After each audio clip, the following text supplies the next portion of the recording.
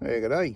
So, a lot of people get concerned when they're driving, particularly long distances, about wheel bearings and tyres and that sort of thing. And indeed, you see people with emergency situations where they're parked up because they've had a bearing fail or a tyre blowout, that sort of thing. So, just wanted to give a bit of a, I don't know, bit of a tip picked up over the years. When you're traveling along, you can buy yourself a fairly simple and cheap little temperature gun. So something along the lines of this thing here. So this is a little Fluke. So they don't look particularly expensive, somewhere around that sort of $70 to $100 mark, usually probably a halfway reasonable one. And we've been traveling now for a few hours this morning. So to check what's going on with the rig, what I do is just walk around and shoot the temperature of my tyres and the hubs. And whilst I'm a mechanic, you don't need to be a mechanic. All you're really looking for is a variation in the temperatures. If you're going to have a tyre or a bearing fail, heat or a major temperature difference from what the rest of your vehicle's doing is usually a really good indication that you've got something going on. Now I'll just show you a bit of what I'm talking about here. So we'll flip this camera around if it'll behave itself. Righto, so this is our setup. Old 2005 F250, and we've got a 2016 JB Scorpion on the back there. So what we want to do, like I said, after a few hours on the road, we just want to have a quick squiz at what the tyres are doing. So using our heat gun, just come along and just shoot the temperature of your tyres. So it's 53 odd. Just have a look at the hub. 42. Now the rears, the drives are going to carry a lot more weight, so they're probably going to be hotter. Yeah, so they're up, see, 57, a little bit hotter. And 50 on the hubs. So just cruise back here to the van tyres. Bit of a squeeze. So tyres are running 59 there.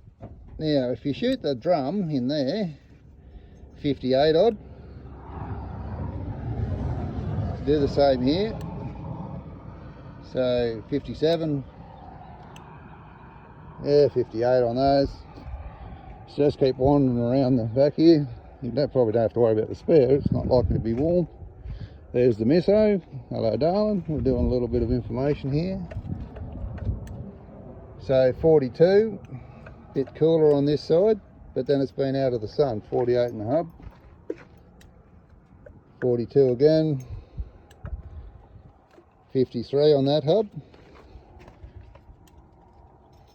48, 53. Yeah, we can. Oh, there's Charlie. Hello, Charlie. How you doing, dog?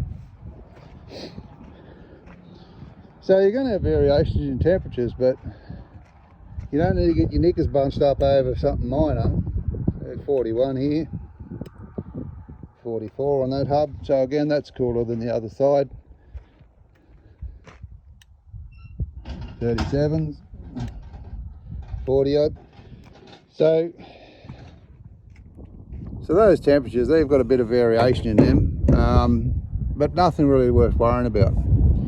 So you're just looking for that consistency in that 10 or 20 degrees range. It's not really that scary to have a bit of variation. Like I said, the right hand side of the unit's been in the sun all morning, so don't underestimate how much heat that'll actually jam into it just while you're driving along.